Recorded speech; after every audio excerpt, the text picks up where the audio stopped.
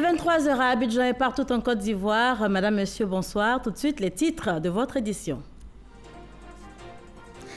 Le 6e rapport économique de la Banque mondiale sur la Côte d'Ivoire a été rendu public ce jeudi. L'institution se félicite des performances réalisées. La Banque mondiale préconise néanmoins beaucoup plus d'efforts pour réduire le déficit budgétaire. On ouvrira la page santé de cette édition avec une bonne nouvelle pour les populations ivoiriennes. La ville de Grand Bassam va accueillir bientôt le plus grand centre de cancérologie de l'Afrique de l'Ouest.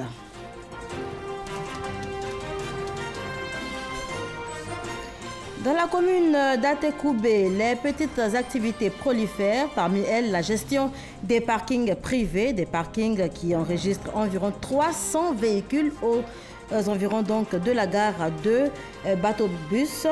Et la mairie entend soutenir cette activité qui du reste contribue à réduire le chômage dans la commune et partant en Côte d'Ivoire. Et comme annoncé en titre, le 6e rapport économique de la Banque mondiale sur la Côte d'Ivoire a été rendu public ce jeudi. L'institution se félicite en tout cas des performances réalisées dans notre pays. La Banque mondiale préconise néanmoins beaucoup plus d'efforts pour réduire le déficit budgétaire et surtout pour rattraper le retard technologique. C'est ce que nous dit Lonsine Bakayoko. En 2017, l'économie ivoirienne a évolué à un rythme d'environ 7,6%. Cette croissance, toujours robuste, s'appuie sur le rebond du secteur agricole, à l'exception du cacao, ainsi que sur la maîtrise des politiques économiques. Si le pays a encore enregistré un taux de croissance parmi les plus élevés du monde en 2017, cette performance provient en grande partie de l'efficacité de son programme d'investissement et des facteurs exogènes, comme les termes d'échange et les conditions climatiques favorables. Constat également positif au niveau du système financier, demeuré stable grâce au respect des normes communautaires. Si les principaux signaux sont au vert, la situation budgétaire s'est toutefois dégradée, avec un accroissement du déficit à 4,5%, en partie provoqué par une hausse des dépenses sécuritaires et l'adoption de mesures de politique économique. Des mesures qui ont permis d'atténuer l'impact de la chute du prix du cacao et du pétrole sur les ménages. Ce qu'a fait le gouvernement a éliminé une taxe sur l'exportation de cacao pour pouvoir maintenir la marge des exportateurs, ce qui me paraît c'est logique. Donc l'État, si vous voulez, a diminué ses recettes pour pouvoir les laisser aux exportateurs de cacao, ce qui était normal. Pour rester sur un sentier de croissance équilibré, la Banque mondiale suggère à la Côte d'Ivoire un changement de stratégie. Le gouvernement devra ainsi procéder à un ajustement budgétaire avec un relèvement des recettes tout en contrôlant les dépenses, ce qui permettra de canaliser l'endettement. Il devra aussi améliorer la productivité des entreprises par un rattrapage technologique. Ce message lié à l'innovation technologique est reçu 5 sur 5 par le gouvernement. Dans le cadre spécifique de la gouvernance électronique, le gouvernement lancera au premier trimestre de cette année le portail unique de services aux investisseurs. Au démarrage, ce portail permettra aux entreprises de procéder à 5 démarches majeures en ligne.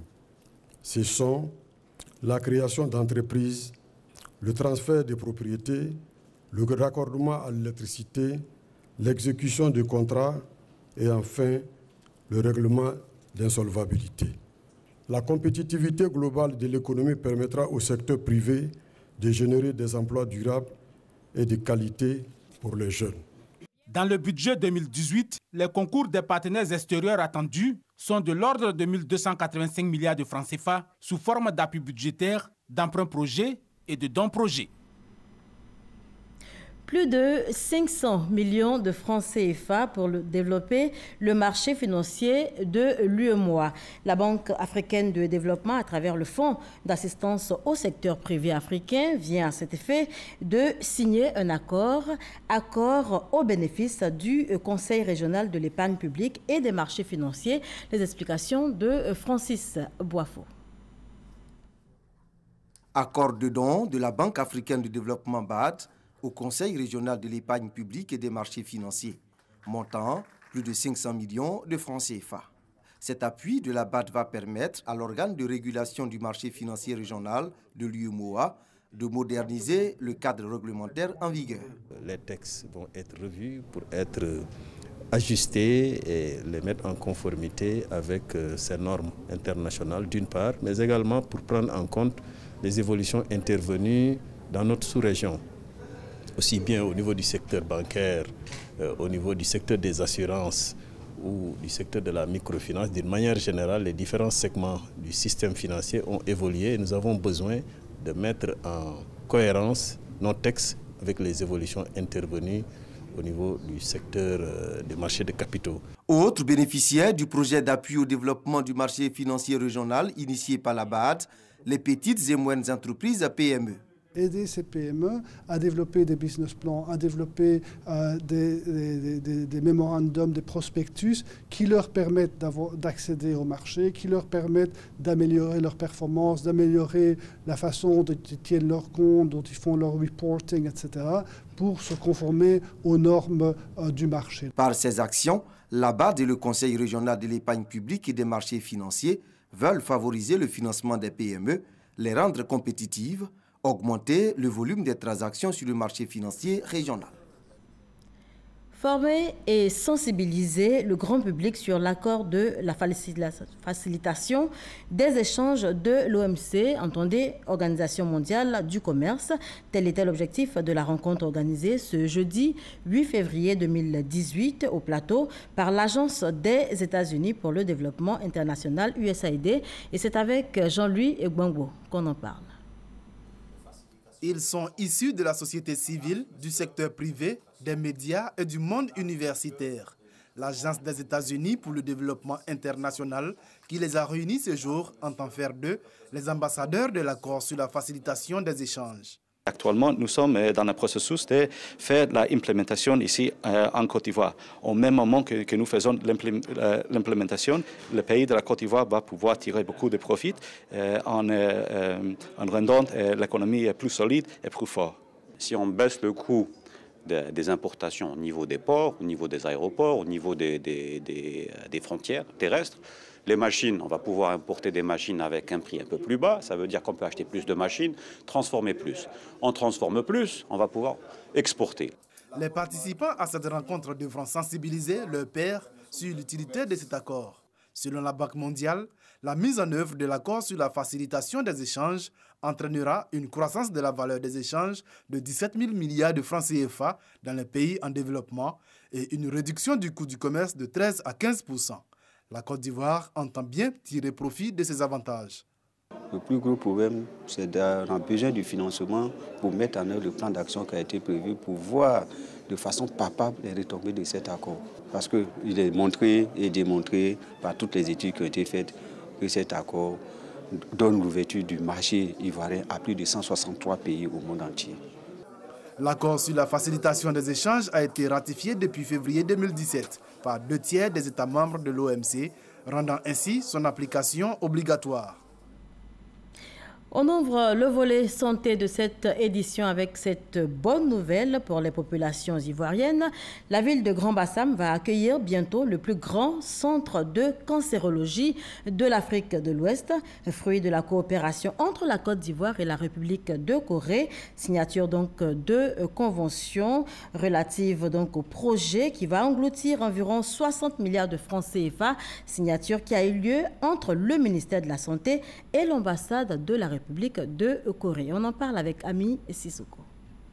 Il est fonctionnel. Le tout nouveau centre de radiothérapie, situé au sein du CHU de Cocody, il a déjà reçu une 60aine de malades du cancer.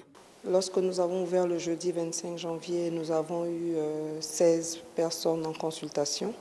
Mais lorsque nous avons fait notre bilan en fin de semaine dernière, c'est-à-dire le 2 février, nous étions à 57 patients et 69 consultations. Les patients que nous avons reçus jusqu'à présent sont tous résidents en Côte d'Ivoire, mais nous avons eu déjà 2 demandes de rendez-vous pour la fin du mois de février pour 2 personnes qui résident au Burkina Faso. Dans le cadre de la lutte contre le cancer, le gouvernement multiplie les actions. Un autre centre de radiothérapie et d'oncologie est annoncé. Il sera construit à Grand Bassam. Ce sera le plus grand centre de cancérologie de l'Afrique de l'Ouest et le deuxième plus grand du monde. Son coût, 60 milliards de francs CFA, financé par la République de Corée. L'arrangement relatif au prêt a été signé ce jeudi 8 février. Je souhaite que la construction de ce centre médical inédit en Afrique et les autres projets coréens puissent contribuer à l'amélioration de l'hygiène et de la santé en Côte d'Ivoire. S'il y a une maladie, mesdames et messieurs, qui défraie ces 10 dernières années la chronique après le VIH-Sida, c'est bien entendu le cancer.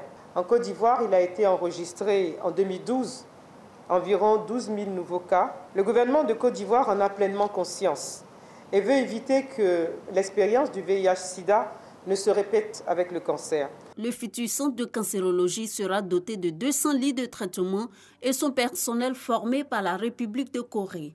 Il aura les équipements à la pointe de la technologie. La ministre Raymond Goudou Kofi a souhaité le démarrage des travaux dans un bref délai. On parle santé toujours, les professionnels des médias mis à contribution pour lutter contre les maladies tropicales négligées à chimiothérapie préventive. Il est question de mieux les outiller pour une meilleure sensibilisation. Et on en parle avec David Soyo et Serge Coléa. La bilharziose, l'éléphantiasis, l'onchocercose, le trachome, les joelminthiasis, 5 maladies tropicales négligées qui menacent constamment la santé des populations en Côte d'Ivoire. Si elles ne sont pas provoquées par les piqûres d'insectes comme dans le cas de l'onchocercose, elles le sont par l'insalubrité avec l'exemple de la bilharziose. Cette situation préoccupe le Programme national de lutte contre les maladies négligées. Avec l'aide de l'USAID, les hommes de médias seront impliqués dans la lutte contre ces 5 maladies. La lutte contre ces maladies repose essentiellement sur l'assainissement, l'utilisation de l'eau potable, la chimioprévention, c'est-à-dire la distribution de masse de médicaments, et enfin l'éducation sanitaire. Stratégie de distribution intégrée, médicaments et effets secondaires, autant de thématiques qui ont meublé cette journée de formation. Les responsables de la santé ont élaboré un plan stratégique de lutte. Entre autres actions, la distribution de masse des médicaments, l'assainissement du milieu, sans oublier la surveillance épidémiologique et entomologique. Il s'agit à l'horizon 2020 d'atteindre les objectifs d'élimination ou de contrôle de ces différentes maladies. On s'intéresse à présent aux activités relatives à la réhabilitation des infrastructures routières dans le district d'Abidjan. Robert Begré-Mombé était en visite sur les chantiers de bitumage de la commune de Bingerville. Une visite pour donc s'imprégner de l'avancée des travaux sur l'axe Abidjan-Bingerville. Ahmed Traoré et Abou Sanou. Une visite de terrain du ministre-gouverneur Robert Begré-Mombé pour s'enquérir de l'état d'avancement des travaux de bitumage effectués dans la commune de Bingerville. Visite marquée par des escales dans différents villages de Bingerville. Occasion pour consolider les liens entre les ressortissants de cette localité. Le président de la République a manifesté sa préoccupation quant au développement des villages acquins. Donc il s'est engagé à faire en sorte que ces villages soient bitumés. À Bingerville, il a offert près de 38 km de voies bitumées pour plus de 13 milliards de francs CFA. Les populations de Bingerville satisfaites du bitumage des voies de leur cité. Dans le temps, pendant la saison de pluie, personne ne peut bouger d'ici. Les routes sont impraticables. On n'arrive même pas à accéder à Bingerville. Les chauffeurs de voitures ont beaucoup de difficultés. Donc vous comprenez que naturellement, avec le bitumage, tout le monde sont heureux. Avant le bitumage, avant d'arriver à Kandi, on peut faire 30 à 40 minutes. Mais maintenant, au bout de 5 minutes, tu es au village. Mais quelle fierté! Prochaine étape de la visite du gouverneur Robert Begré-Mombé, la commune de Songon et d'Anyama. Dans la commune d'Atekoubé, les petites activités prolifèrent, parmi elles la gestion des parkings privés, et des parkings qui enregistrent environ 300 véhicules aux alentours donc de la gare de Bateau-Bus. Et la mairie entend soutenir cette activité qui du reste contribue à réduire le chômage. C'est ce que nous disent Frédéric Koulaï et Serge Colère. La libéralisation du secteur du transport maritime à Abidjan offre des opportunités d'affaires. Depuis quelque temps, de petits business se développent autour de la lagune ébriée. C'est le cas à Abobo-Doumé où les jeunes ont eu l'idée d'aménager des parkings privés au profit des automobilistes usagers des bateaux-bus. En provenance de Yopougon, Amalaman stationne tous les jours à 7 heures son véhicule ici avant de se rendre à Trécheville, son lieu de travail. C'est un raccourci. Au lieu de faire le grand tour, passer par l'autoroute, sortir par Djamé jusqu'à là-bas, nous passons par là, nous traversons l'eau seulement, bon, nous sommes déjà au blanc. Si Dieu merci, ils ont eu l'idée de surveiller nos véhicules ici. Nous les encourageons surtout, nous les encourageons et puis ce sont des enfants qui nous respectent bien, à qui on donne des conseils. Cette pratique désormais courante semble être un moyen sûr de se déplacer. Elle permet notamment de contourner les nombreux embouteillages dans le district d'Abidjan. Tu gares la voiture ici, tu donnes 200 francs aux jeunes, tu traverses le soir, tu fais la traversée avec le bateau-bus, tu prends ta voiture, tu t'en vas.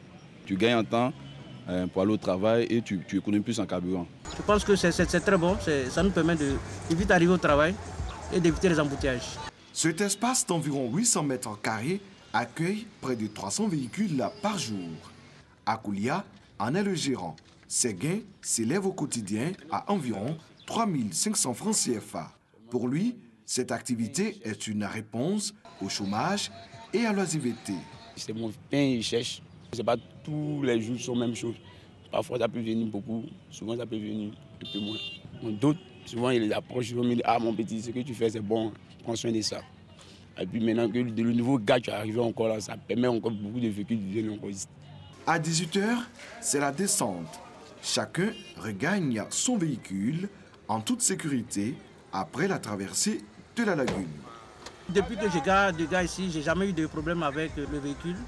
Les enfants, quand tu viens, après le soir, tu leur donnes 500, 200. Bon, je pense que c'est raisonnable, quoi. Jusqu'à présent, mon véhicule n'a pas été endommagé. Selon Akolia, aucune plainte n'a été encore relevée par les usagers concernant les dommages. Il y a beaucoup de tantis, des tontons qui me tirent l'oreille. Malgré me donne l'argent, mais non, petit, il faut faire ça, voilà ça, il faut bien surveiller ici, là. Malgré on te donne l'argent, mais vraiment, essaie de voir les choses parce que ça, là, ça crée problème. Les clients, pas de problème. Eux-mêmes, ils ont dit qu'ils vont nous aider. Le maire de la commune d'Atekoubé, de son côté, encourage les jeunes. Les mesures sécuritaires seront renforcées. L'activité elle-même, indique-t-il, sera renforcée pour permettre aux jeunes d'en profiter davantage. Je voulais féliciter les compatriotes d'Abobo-Doumé qui ont saisi cette opportunité pour créer des activités génératrices de revenus. Mais il faut aller plus loin. Ce parking aujourd'hui, c'est simplement une aire non aménagée. C'est quelque chose de sommaire. Il faut aller plus loin pour que l'aire soit aménagée avec des commodités pour optimiser justement cette activité qui est appelée à prospérer d'ailleurs. Et la mairie va les y accompagner parce qu'il y va de la sécurité urbaine et mes services sont en train d'étudier avec le 37e arrondissement, avec les forces de police et de gendarmerie, comment encadrer et autoriser cette activité pour qu'elle se passe dans les meilleures conditions à la fois de sécurité et de légalité. Par le passé, le site des parkings privés servait de marché au village quartier d'Abobo-Doumé. Selon les responsables, plusieurs projets en faveur des jeunes y verront bientôt le jour. Voilà, emploi jeune, on en parle encore dans cette édition. En mission à New York, le ministre ivoirien de la promotion de la jeunesse, de l'emploi jeune et du service civique a fait un plaidoyer au PNUD, plaidoyer pour la mise en œuvre d'actions gouvernementales dans le but donc de faciliter l'insertion des jeunes ivoiriens. C'est avec Herman Niamien qu'on en parle. L'autonomisation des jeunes Ivoiriens à travers l'obtention d'un emploi décent est une priorité du ministre de la Promotion de la Jeunesse, de l'Emploi des Jeunes et du Service civique. Présent à New York pour prendre part au 7e Forum des jeunes du Conseil économique et social de l'ONU, Sidi Touré en a profité pour rencontrer les hautes autorités du PNUD. Objectif, solliciter l'appui de cette institution dans la mise en œuvre des actions du gouvernement pour sortir les jeunes de l'oisiveté. Après son exposé, le directeur général adjoint du PNUD a, au nom de l'institution, manifesté sa volonté de soutenir toutes les actions visant à sortir les jeunes de la pauvreté. La Côte d'Ivoire a toujours été un partenaire clé du PNUD. Et le PNUD a toujours été avec la Côte d'Ivoire au passé. Comme aujourd'hui, et nous voulons vous assurer les Ivoiriens que ce partenariat va continuer. Après le directeur général adjoint du PNUD, le ministre Sidi Touré a également rencontré l'envoyé du secrétaire général de l'ONU chargé de la jeunesse, Jayatma Wickremanayak. Ici encore, le ministre Sidi Touré peut compter sur l'institution. Ces différentes rencontres que nous avons eues au niveau aussi du siège des Nations Unies nous satisfont à plusieurs niveaux, à plusieurs égards, dans la mesure où d'abord le partage d'expérience demeure quand même l'élément fort de ces différentes rencontres, mais surtout le partage de conviction qu'il faut aller plus loin dans l'accompagnement des jeunes qui demeure une priorité dans nos différents États. Sidi Touré a souligné que le gouvernement ivoirien poursuivra ses actions afin de réduire considérablement le taux du chômage en Côte d'Ivoire. 57e Assemblée générale de l'Organisation interafricaine du café. Les travaux ont pris fin ce mardi à Grand-Bassam.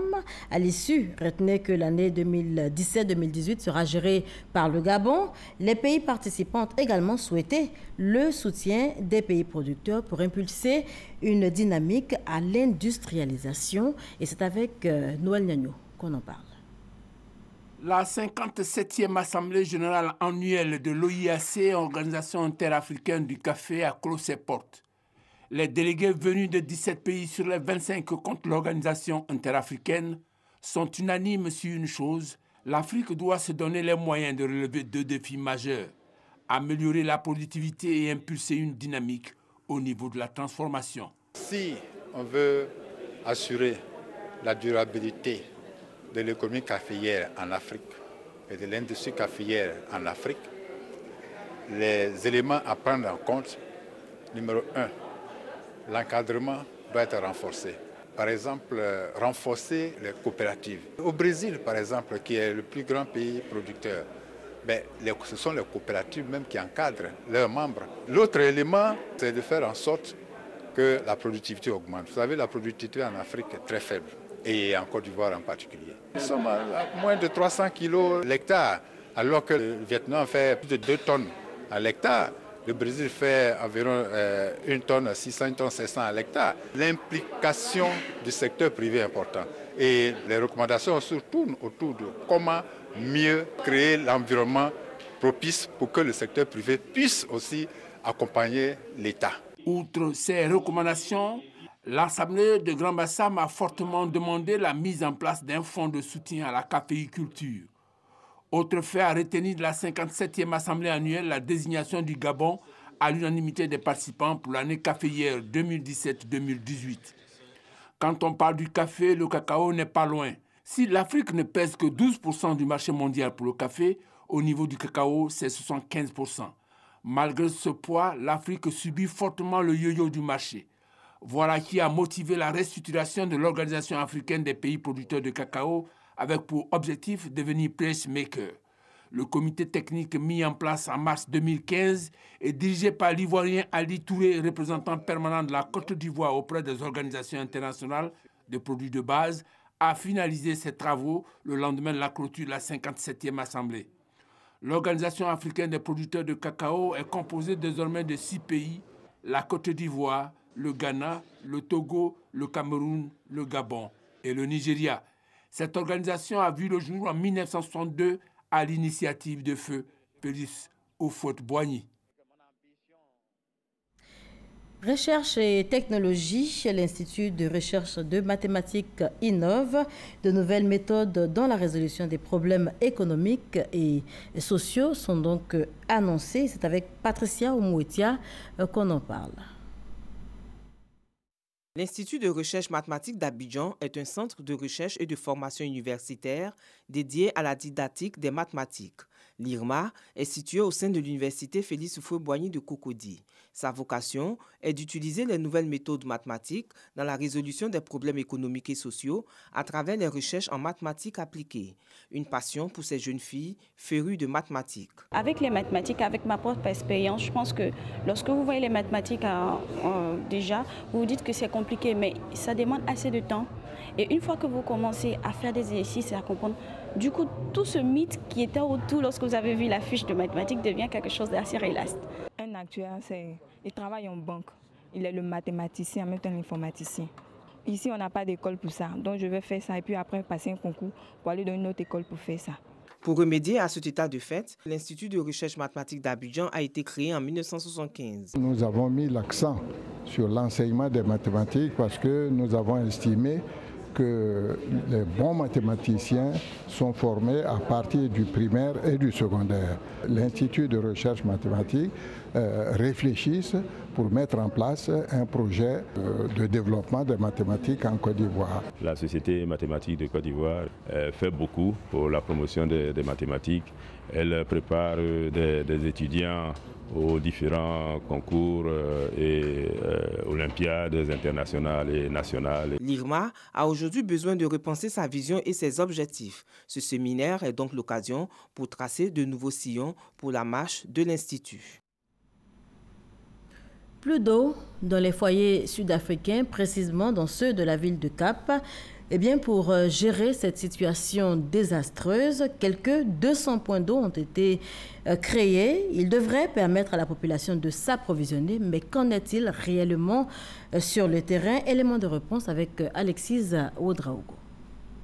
Après 3 années consécutives de sécheresse, le Cap, la deuxième ville d'Afrique du Sud, s'apprête à vivre une situation inédite.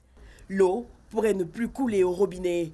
Familles et commerces seront alors contraints de faire la queue à 200 points d'eau pour obtenir une ration de 25 litres par jour, et ce, par personne. Ces robinets publics seront probablement gardés par les forces de sécurité pour éviter les débordements.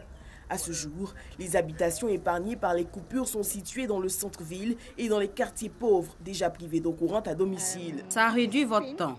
2 heures de votre jour est dépensée pour recueillir l'eau. Les barrages, principale source d'approvisionnement en eau du Cap, ne sont remplis qu'à 25% de leur capacité. Pour les experts, en dessous de 10% de remplissage, l'eau de ces barrages n'est pas utilisable. Réduire la consommation des foyers devient donc la priorité. La municipalité exhorte depuis le mois de février sa population à faire des efforts. Elle leur recommande de modérer la gestion des chasses d'eau et des douches. Une chasse d'eau consommant 9 litres, une douche d'1 minute, 10 litres. Nous essayons tous d'économiser de l'eau et si nous réduisons cette consommation, tout indique qu'elle a diminué régulièrement au cours des derniers jours. Le Cap, bordé par les océans Atlantique et Indien, réfléchit aussi à développer ses capacités de désalinisation. La première usine doit être opérationnelle ce mois-ci. Les fortes pluies sont aussi attendues. Elles pourraient éviter le jour J, mais elles ne sont pas attendues dans la région avant mai. Le gouvernement local lui assure que l'approvisionnement en eau des centres de santé publics et privés resterait pour le moment garanti. La Guinée, le Nigeria, la France et la Corée du Nord nous intéressent ce soir. Qu'est-ce qui aura marqué l'actualité dans ces pays ces dernières heures? On fait le point avec Olivier Riebi et Michel Digri.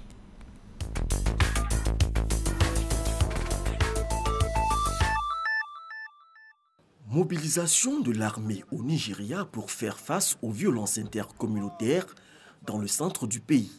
Ces affrontements entre agriculteurs et éleveurs ont déjà fait 168 morts depuis le début de l'année selon Amnesty International. La tension est montée d'un cran en Guinée après les élections locales de dimanche, alors que 7 personnes ont déjà trouvé la mort dans des manifestations organisées pour protester contre des fraudes qui auraient émaillé ces élections. Des candidats dénoncent de plus en plus des pressions du gouvernement sur les responsables électoraux. Après la pagaille créée par la neige, les autorités ont renouvelé jeudi leur appel à la vigilance en Île-de-France en raison de brutales baisses de température qui font craindre l'apparition de gel et de verglas. Jeudi matin, les 8 départements de région parisienne et l'Ariège étaient classés en vigilance orange neige et verglas par Météo France.